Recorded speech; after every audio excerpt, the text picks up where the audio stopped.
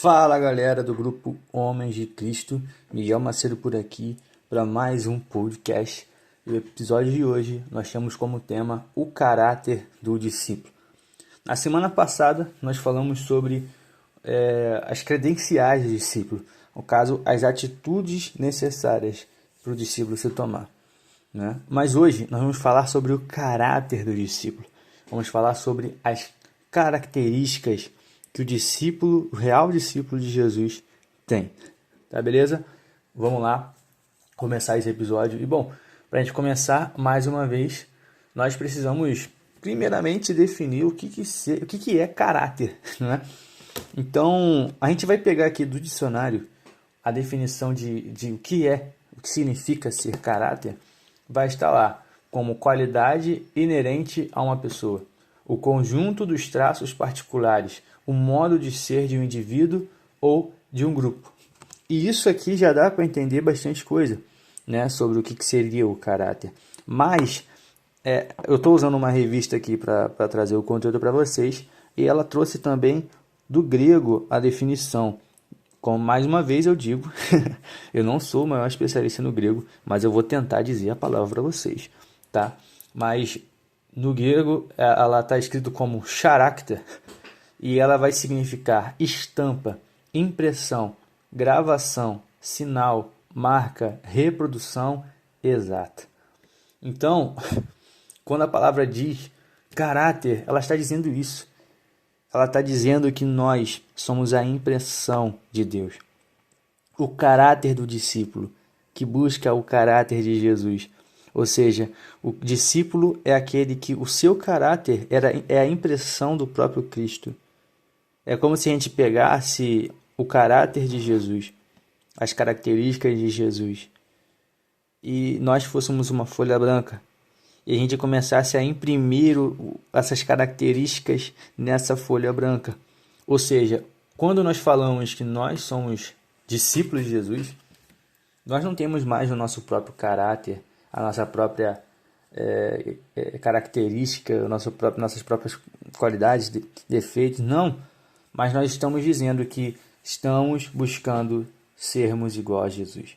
Ou seja, nós estamos buscando ter características iguais a Jesus. Olhar para Jesus, olhar para as qualidades de Jesus, as características, tudo, e buscar ser igual a Ele. Então, quando a gente fala de caráter do discípulo, nós estamos falando disso. Nós estamos falando de pessoas que buscam ser igual a Jesus, a deixar de ser igual a nós mesmos, a deixar as nossas características de lado, as nossas qualidades de lado, os nossos gostos de lado, tudo de lado, para ser igual a Jesus, para seguir as qualidades de Jesus, as características de Jesus, os gostos de Jesus, ao ponto de sermos chamados cristãos. Aqui eu tenho uma coisa legal para falar com vocês, compartilhar, é da onde que veio esse nome cristãos. E cristãos, nem sempre nós cristãos fomos chamados de cristãos, obviamente. Mas, no princípio, os cristãos eram chamados de cristinhos. Como que isso aconteceu? Lá atrás, com os discípulos, eles, né, cada um tinha sua origem e Jesus os chamou para segui-lo. E nessa que eles começaram a seguir Jesus e começaram a andar com Jesus, eles foram sendo transformados e foram mudando, ao ponto de ficarem muito parecidos com Jesus. O jeito de andar, o jeito de se vestir, o jeito de se portar, o jeito de falar, os costumes, os gostos, tudo era igual a Jesus. Tudo, até a aparência era mais parecida com Jesus, não é? E nisso começaram a chamar. Claro que era para debochar no começo. Ah lá, os cristinhos. Como assim? Ah lá, os pequenos cristos. Tentando zoar dos cristãos, dos discípulos. Mas isso acabou sendo um combustível para eles também. Porque era exatamente isso que eles buscavam. Serem pequenos cristos. Serem pequenos Jesus. Nossa. Pequeno Jesus, porque a palavra já era no plural praticamente, né? Não tá com S aí. Mas, com o tempo, foram mudando isso. De cristinhos para cristãos. Então, quando nós falamos eu sou um cristão, eu estou declarando, eu sou igual a Jesus. Eu sigo o exemplo de Jesus. Eu sigo as características de Jesus. E isso é o caráter do discípulo. O caráter do discípulo, a impressão que o discípulo dá, né, a reprodução idêntica é de quem? De Jesus. Nós somos uma impressão de Jesus. Nós somos uma cópia de Jesus. Nós somos uma reprodução exata, idêntica de Cristo. E é isso que nós precisamos ter em mente, primeiramente, para seguir por aqui. Tá beleza? Bom, separei aqui em 3 partes para a gente trabalhar mais profundamente sobre o caráter do discípulo. Tá beleza? Vamos ficar até o final, porque creio que será uma bênção para nossas vidas. Tá beleza? A primeira parte que nós vamos dizer é que o verdadeiro discípulo, ele é submisso. E aqui que a gente precisa ter a primeira visão disso. Por quê? Nós vamos confundir muito a obediência com a submissão. Por quê? Nós vamos achar que a submissão ou a obediência são a mesma coisa. É alguém pegar, mandar alguma coisa e você fazer. Mas não é a mesma coisa. E a gente vai estar explorando isso agora. Primeiramente, nós temos que entender que obediência. O que é obediência? É uma ação externa. A obediência é uma atitude externa e que muitas das vezes nós seguimos pela nossa razão. Nós seguimos pelo nosso intelecto.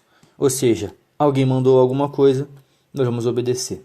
Mas é puramente uma coisa prática e também mental, de usar a razão para obedecer. Ou seja, eu só decidi, eu só ouvi uma ordem e fiz. Isso é obediência, e Cristo também pede isso a nós, de ouvir ao que Ele manda e nós obedecermos, de ouvir os direcionamentos dele e seguirmos. Mas quando nós estamos falando de discípulos de Cristo, nós estamos falando de um nível um pouco mais além. Claro, a obediência faz parte, mas além da obediência, nós precisamos ser submissos ao Senhor. E a submissão, ela é como se fosse um upgrade aí da obediência, ou seja, a submissão é como se fosse um outro nível. Porque se a obediência ela é uma atitude externa, é uma coisa que é mais prática, e que vai muito da razão, da mente, eu decidi obedecer, a submissão já é algo interno.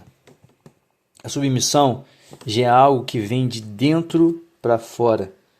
E ela não está ligada à nossa razão de, pensei, escolhi obedecer. Não, mas ela está ligada ao nosso coração. Ou seja, se a obediência é algo muito prático, eu vou obedecer e fazer e acabou, eu vou decidir. A submissão é algo que não interfere apenas no externo e não interfere apenas no nosso intelecto, mas interfere no nosso coração. É algo que transforma o nosso coração de dentro para fora. Vai muito além de apenas fazer o que Cristo está mandando, mas vem de fazer com todo o coração.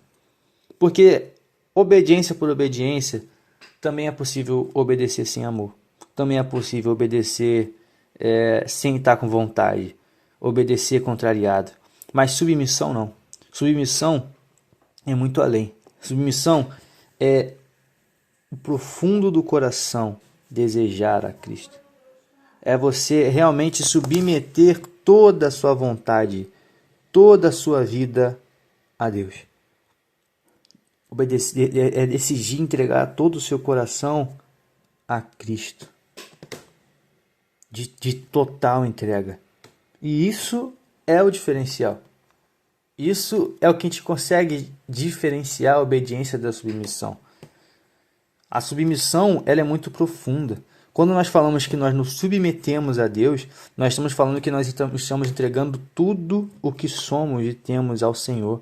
Estamos submetendo as nossas riquezas, estamos submetendo a nossa vida, estamos submetendo a nossa vontade ao Senhor e confiando nele. Submissão, além de tudo, quando nós submetemos o nosso coração a ele, nós estamos dizendo que o destino da nossa vida é dele.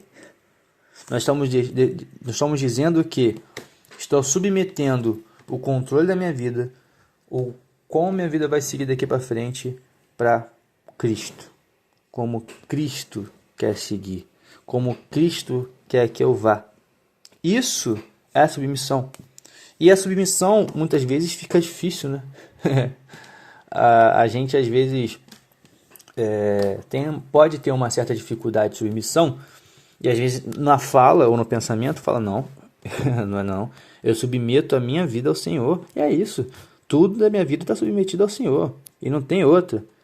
Mas, se Deus te pediu o seu emprego hoje, você entregaria?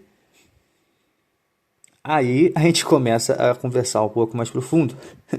Se Deus te pedisse para vender tudo que você tem, sua casa, seu carro, sua moto, sua televisão, seu celular, entregasse tudo para ele, vendesse e não ficasse com dinheiro, desse o dinheiro para os pobres.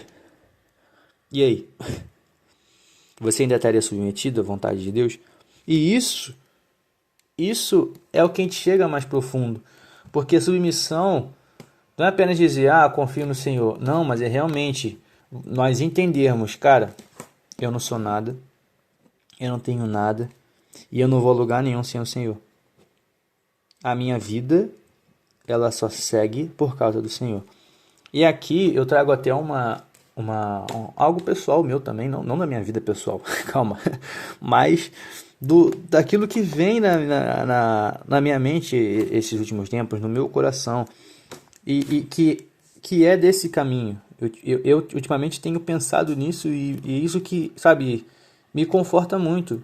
Eu não sei como vai ser o meu futuro, eu não sei o que vai acontecer, eu não sei como vou agir, eu não sei quais são as oportunidades, eu não sei de nada. A única certeza que eu sei é que se eu tiver o Senhor, eu estou bem. Porque mesmo que eu passe pela dificuldade, mesmo que eu passe por momentos difíceis, eu estou com o Senhor. Então, tudo vem dele. Ele é soberano. E esse entendimento que a gente tinha que ter. Mesmo que eu passe por dificuldade, ele está comigo e ele tem um propósito com isso. Entende? E se eu precisar de alguma coisa para seguir o que ele está me direcionando, ele vai prover aquilo que eu preciso. E essa é a mentalidade que nós temos que ter. De que quando nós estamos na vontade de Deus, quando nós estamos seguindo o que Deus está mandando a gente fazer, nós estamos seguros. Independente do que aconteça. Independente de onde de o que nós façamos, do que aconteça conosco, nós estamos seguros, porque estamos seguindo a vontade de alguém que é soberano, de alguém que tem o controle de todas as coisas, de alguém que sabe todas as coisas, de alguém que é Deus sobre tudo, e que tem uma vontade para nós também, que é boa, perfeita e agradável. Ou seja, se a gente está vivendo a vontade de Deus, mas está difícil, mas você está com Deus, cara. Ele tem um propósito nisso. Nós temos que parar de olhar para as coisas e pensar, mas por que isso, por que aquilo? Não. Qual é o propósito de Deus com isso aqui? Nós temos que pensar em Romanos 8:28. Todas as coisas cooperam para o bem daqueles que amam a Deus. E quando a gente fala do bem, não estamos falando de ter dinheiro. Nós não estamos falando de ficar bem de saúde. Nós não estamos falando de nada disso. Nada de, entre aspas, ficar bem na nossa visão. Mas o bem que Cristo está dizendo aqui é verdadeiramente sermos transformados por Cristo. Sermos transformados à imagem e semelhança de Jesus. Então, quando acontece algo de ruim, Deus tem um propósito com isso. Deus tem um propósito com tudo isso.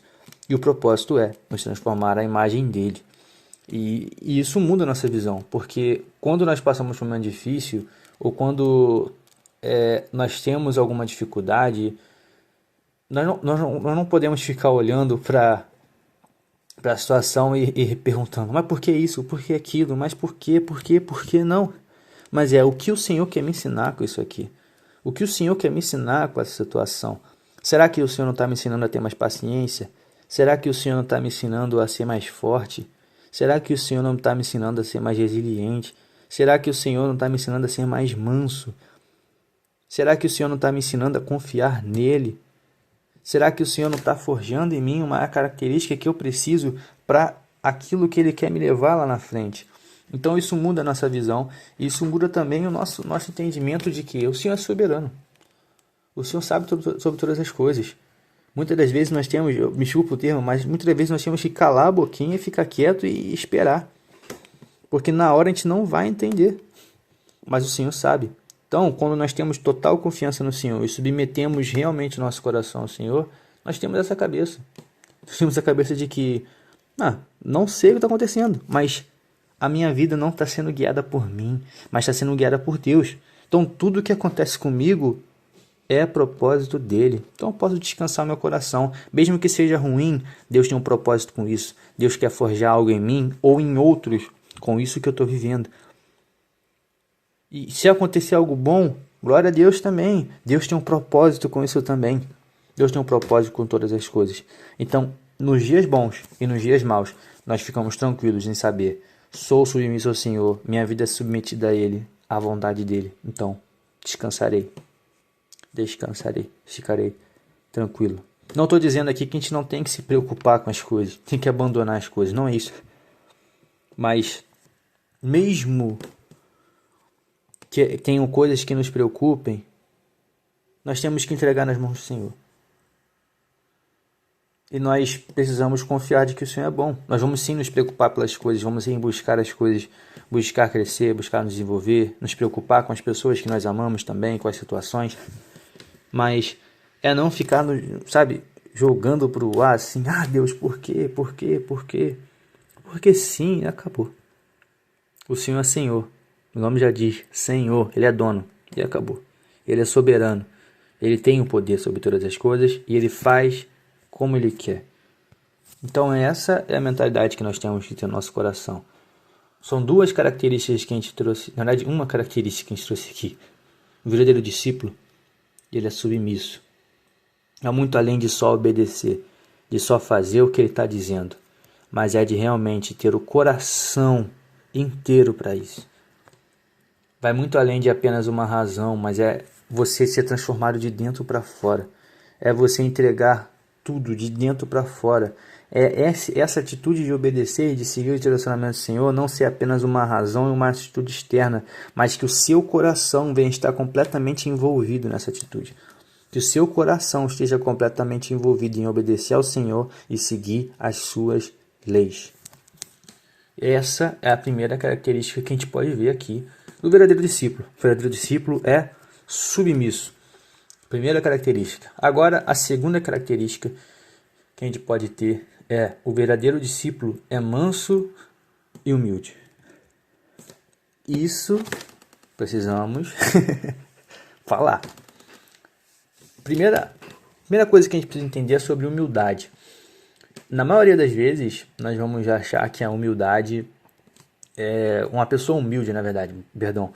Quando nós pensamos numa pessoa humilde, o que nós vamos pensar? Fulano é pobre. Fulano é simples, né? Poxa, fulano sempre pensamento, se rebaixa, né? Não fica dizendo que é bonzão. Mas quando nós falamos da Bíblia, quando nós falamos da palavra de Deus, nós vamos entender que o humilde é aquele que nunca vai se julgar saber o suficiente e nem ser o suficiente. Mas o humilde é aquele que sempre busca aprender. É aquele que sempre entende de que ele não é o melhor, mas que precisa de outros também. Precisa da ajuda de outros para aprender, para se desenvolver e para crescer. Então, isso é a característica do humilde. O humilde é aquele que sabe, que não sabe de todas as coisas. Entende, eu não sei de todas as coisas, eu preciso aprender. Então ele não é arrogante, ele não é soberbo, ele não é orgulhoso, ele não se fecha para aprender, mas ele aprende com todos. E quando eu estou falando do humilde, eu estou falando da criancinha que aprende, do jovem também que decide aprender, mas também estou falando dos adultos e dos velhos. Porque você pode ter 100 anos, mas você não sabe de todas as coisas. Você não sabe de tudo. Você não aprendeu tudo ainda. Você precisa aprender ainda. E aqui, sobre a humildade, é o que a gente precisa entender, né? Porque quando a pessoa é mais velha, geralmente ela já fica meio que calejada, né? E ela não quer mais saber de nada. E ela já começa a julgar até mesmo os mais novos. E já lança logo assim, não, isso aí não sabe de nada. Não passou nem metade do que eu já passei. Não aprendeu, não sabe de nada, eu já vivi muito mais do que ele, eu sei muito mais do que ele. E não é assim. Porque conforme os tempos vão passando, as coisas vão mudando. Coisas novas vão surgindo. Então, por mais que você possa ter aprendido muita coisa na sua era, a nova era não é a mesma coisa que a sua era, que você passou. Existem coisas novas, existem características novas, existem pessoas novas, existem um mundo novo que às vezes você não conhece. E aí você tem duas opções. Se fechar e falar, eles não sabem de nada, né? Essa geração é assim mesmo, não sabe de nada. Ou se sentar e aprender. E assim também é com os mais novos. Porque às vezes os mais novos também se acham que sabem de alguma coisa, né? Tá crescendo, sabe, num novo mundo, tudo novo, e os velhos não fazem a menor ideia. A menor ideia do que acontece, sabe? Os mais velhos muitas das vezes não sabem de nada da questão do novo mundo, né? De como o mundo é hoje. E às vezes a gente se acha soberbo também. Ah, esses velhos não sabem de nada. Esses velhos, poxa, tal, taranã, eu sei muito mais, né? Eles não conseguem nem mexer no negócio, não conseguem nem entender e a gente acaba virando soberbo. Só que, mesmo que o mundo também tenha mudado muito, os mais velhos também passaram por muitas coisas que nós não passamos. E nós temos que ter duas opções. Ou nós ficamos com o nossa soberba, e achamos que os velhos não sabem de nada e que já estão ultrapassados, ou nós sentamos também para aprender. Então, o humilde, independente da sua idade, ele tem duas opções. A pessoa, no caso, tem duas opções. Ou ser soberbo, ficar com sua cabeça fechada e se manter só com o que sabe, ou ser humilde e sentar para aprender. Tanto com aqueles que são mais velhos, quanto com aqueles que são mais novos e até mesmo que são da mesma idade. Porque às vezes não tem nada a ver com geração, mas vivências diferentes, não é? Eu, por exemplo, eu posso dizer sobre o meu estilo de vida, né? Eu treino, estudo, então do meu estilo de vida eu posso dizer, eu posso saber. Mas às vezes existem outras pessoas que são de outras áreas completamente diferentes. Às vezes alguém que trabalha com a área da medicina, às vezes alguém que trabalha com a área do marketing, às vezes alguém que trabalha com a questão do empreendedorismo, e eu não sei de nada dessas coisas. E aí, vai de mim também, né? Ou eu fecho na minha soberba e falo, o resto não me interessa, ou eu sento na mesa para aprender. E às vezes até pessoas da mesma área, mas que sabem mais coisas do que eu. Ou às vezes que sabem, eu sei muito mais coisas que a pessoa, mas a pessoa tem algum conhecimento que eu não sei. E às vezes aquilo que a pessoa sabe, eu aprendo com ela, e aquilo que eu sei evolui muito mais rápido. Ou seja, nunca menospreze. Seja humilde, esteja disposto a aprender, esteja disposto a sentar à mesa, conversar e adquirir conhecimento com outras pessoas. Nunca menospreze alguém por, entre aspas, parecer que não sabe de nada. Porque às vezes aquela pessoa tem um tesouro escondido e você está se negando a receber. E aqui que a gente vem na questão da humildade com o Senhor.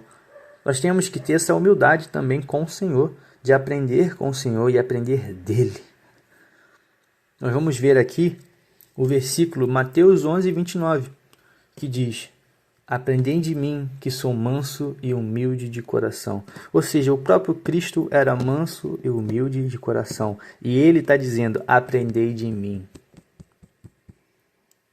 E aqui é uma coisa que quebra, porque o próprio Cristo é manso e humilde de coração, e ele está declarando que ele é manso e humilde de coração. E na nossa visão, nós acharíamos Deus, o próprio Cristo, no caso, soberbo, porque ele está enaltecendo a própria característica dele. Mas ser humilde não é negar quem você é. Não é. Ser humilde não é você simplesmente pegar e falar: eu sou isso, eu sou humilde. Eu sou legal, sou gente boa. Isso não deixa de ser humilde. Você dizer a sua característica não deixa de ser humilde. Você reconhecer quem você é não deixa de ser humilde. Você reconhecer que você tem boas características não é soberba. Mas a soberba entra quando você se engrandece com isso para se achar melhor do que os outros. Mas reconhecer quem você é não necessariamente é soberba, porque o próprio Cristo falou: aprendei de mim que sou manso e humilde de coração. Se eu chego numa sala e falo: gente, aprenda comigo, tá? Porque eu sou manso e humilde de coração, pode aprender comigo. Qual é a primeira coisa que vamos dizer? Soberbo. Orgulhoso, olha lá, se achando. Agora, o próprio Cristo disse. E ele é a nossa referência de humildade e mansidão. Então, meu irmão, a gente precisa aprender com Cristo o que realmente é mansidão e o que realmente é humildade.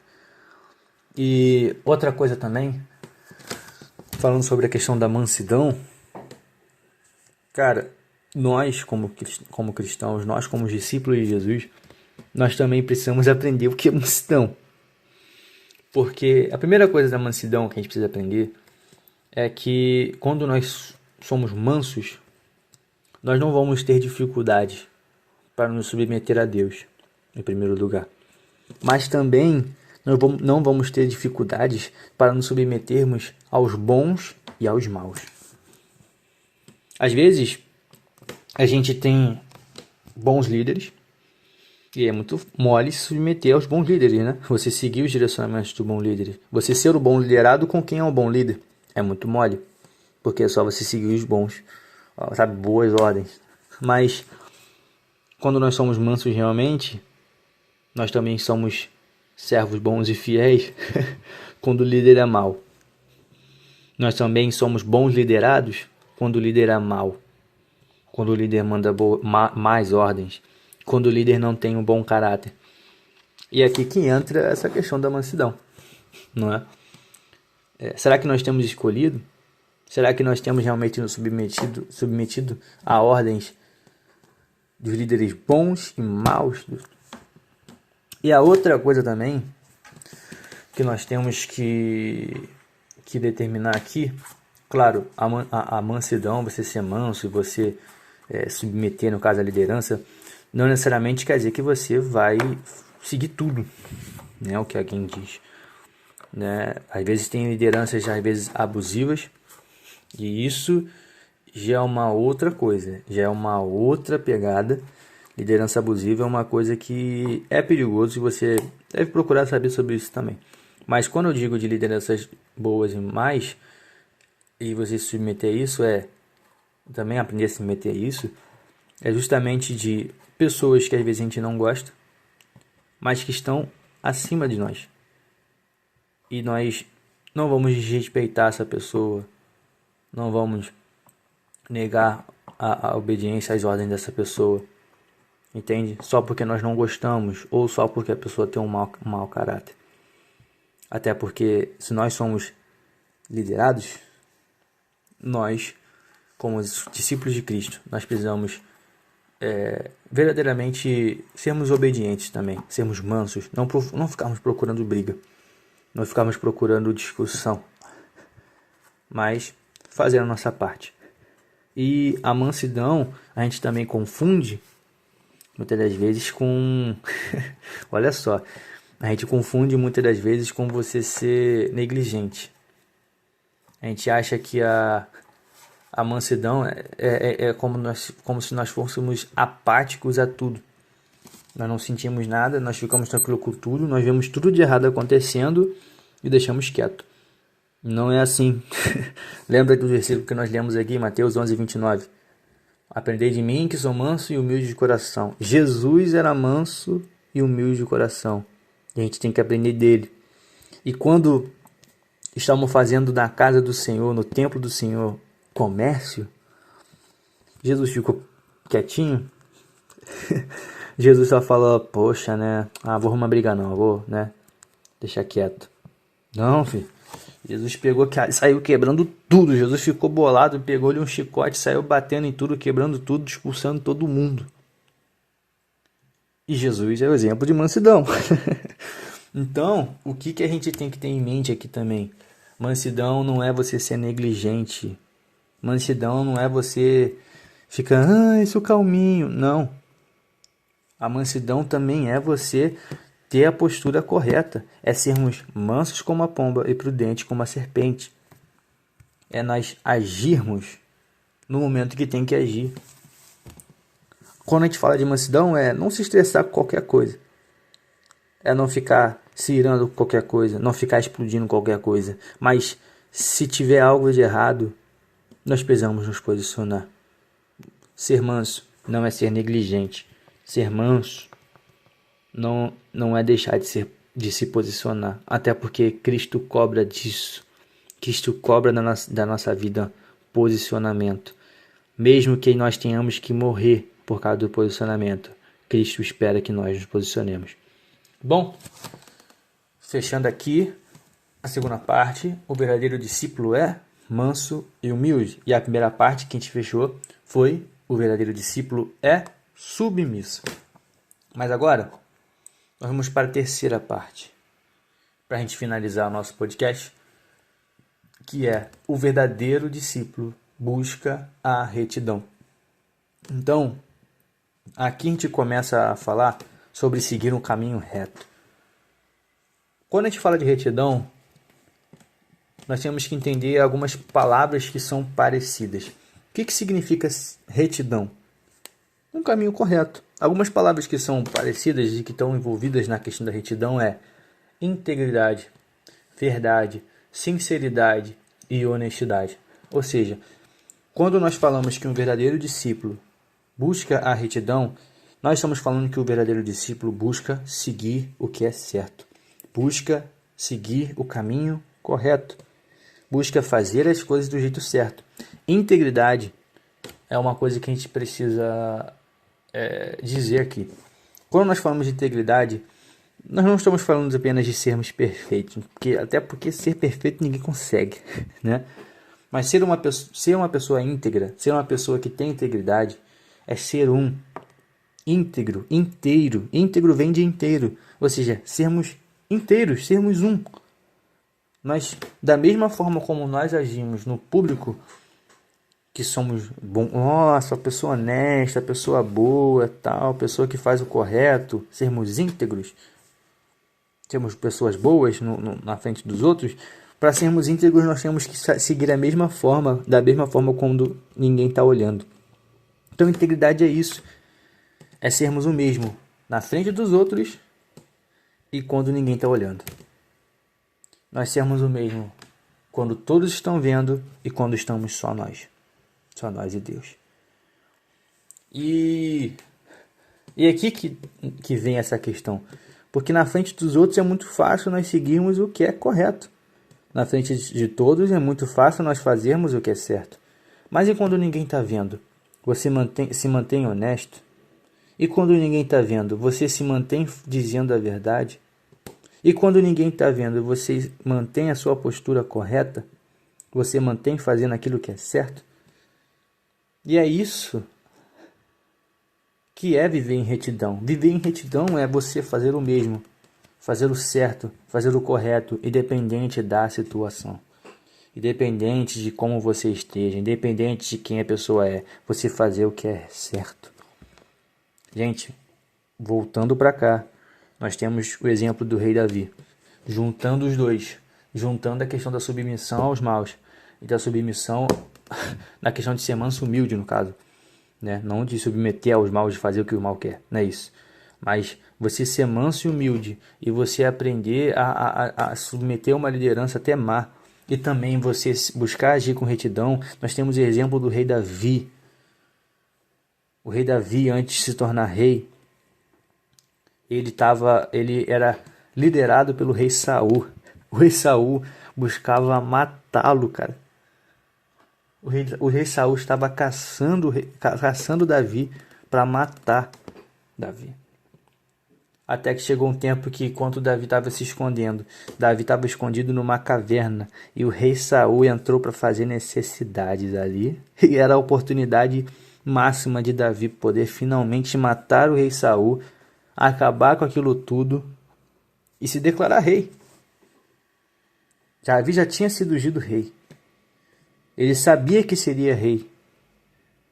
Ele sabia que o Senhor o colocaria lá. Então aquela ali parecia a oportunidade perfeita. Inclusive falaram para Davi: vai lá, mata logo. Mata esse cabra. E Davi foi lá. Sabe o que Davi fez? Davi não matou Saul. Davi foi lá e cortou um pedacinho da roupa de Saul. Para depois chegar lá e falar para ele: ó, Saul, aqui ó, eu poderia te matar, mas eu não te matei. Poderia ter tirado sua vida, mas eu não tirei a sua vida. Por que você me persegue assim? Se eu nunca te traí, nunca fui infiel ao Senhor. E Davi lhe declarou: eu nunca poderia ter tocado no ungido do Senhor. Por quê? Davi entendeu da soberania de Deus e que todos os líderes são colocados pelo próprio Senhor. São colocados pelo próprio Deus. Seja um líder bom ou um líder mau, o Deus escolheu. E se for para acontecer, que seja no tempo dele. Meu irmão, isso aqui é fantástico. Porque isso mostra simplesmente a mansidão e a humildade de Davi.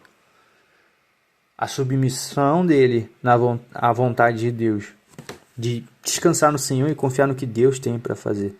E a terceira coisa, a retidão de Davi. Ninguém estava vendo. Ninguém estava ali para ver. Ele poderia muito bem matar o Saul e ninguém ia saber. Mas Davi decidiu ser íntegro, ser sincero, ser verdadeiro e manter fazendo aquilo que é honesto, aquilo que era certo a se fazer. E isso que a gente tem que ter em mentalidade. Não é porque ninguém está vendo que vamos fazer o errado. Até porque o Senhor está vendo. Nós temos que pensar nisso. Aqui eu vim trazer alguns versículos.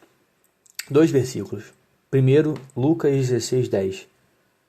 Quem é fiel no pouco, também é fiel no muito. E quem é injusto no pouco, também é injusto no muito. Ou seja, não adianta pensar: mas quando eu tiver isso, quando eu ser isso, aí eu seguirei certinho. Não. Se você é injusto agora, que tem pouco, quando você tiver muito, também vai ser injusto. Se você é infiel agora no pouco, quando tiver muito, você também vai ser infiel. Mas se você é fiel agora quando tem pouco, quando tiver muito, você se permanecerá fiel. Ou seja, se você é agora fiel, faz tudo certo quando não tem nada, quando você tiver, você continuar fazendo certo. Agora, se você é injusto, vai ser mais ainda quando tiver tudo. Mas o outro versículo que eu separei é: muito bem, servo bom e fiel. Foste fiel no pouco, sobre o muito te colocarei. Entra no gozo do seu Senhor. Mateus 25:21. Ou seja, Cristo está constantemente testando a nossa fidelidade nas pequenas coisas. Nas pequeníssimas coisas do nosso dia, da nossa vida, Deus está testando a nossa fidelidade. Deus está testando se nós somos fiéis ao que Ele tem para nós. Ele está testando se a gente é fiel ao que Ele nos entregou. E aqui é uma coisa que é importante entender. Se nós esperamos alguma coisa, se nós esperamos que Deus nos coloque no certo lugar, ou que às vezes as pessoas também nos coloquem no certo lugar, seja diante de Deus, ou seja, diante das pessoas, ser fiel, honesto, correto nas pequenas coisas constrói a confiança para que nós sejamos colocados nas grandes coisas também. Às vezes nós queremos viver grandes coisas, mas esperando essa grande coisa chegar. E enquanto isso, no errado, no pequeno quer dizer, nós continuamos agindo de errado. A verdade é que não vamos chegar a lugar nenhum assim. E podemos até chegar. Às vezes a gente vê certas pessoas, né, com a sua, com a sua desonestidade chegando a lugares. Mas é um castelinho de areia que a própria pessoa construiu. E uma hora esse castelo vai desmoronar. Mas quando nós somos fiéis no pouco, quem nos coloca no muito é o próprio Senhor. E é um castelo forte que ninguém pode destruir. Então o melhor que você pode fazer hoje é ser fiel, é ser íntegro, é seguir um caminho reto diante do Senhor. Então, 3 características do verdadeiro discípulo. Primeiro, o verdadeiro discípulo é submisso. Segundo, o verdadeiro discípulo é manso e humilde. E terceiro, o verdadeiro discípulo busca a retidão. E é isso, pessoal. Espero que vocês tenham gostado desse podcast. Compartilhe esse áudio aqui para quem você lembrou enquanto você estava ouvindo. E tenha um dia abençoado, uma semana e uma vida abençoada por Deus. Valeu!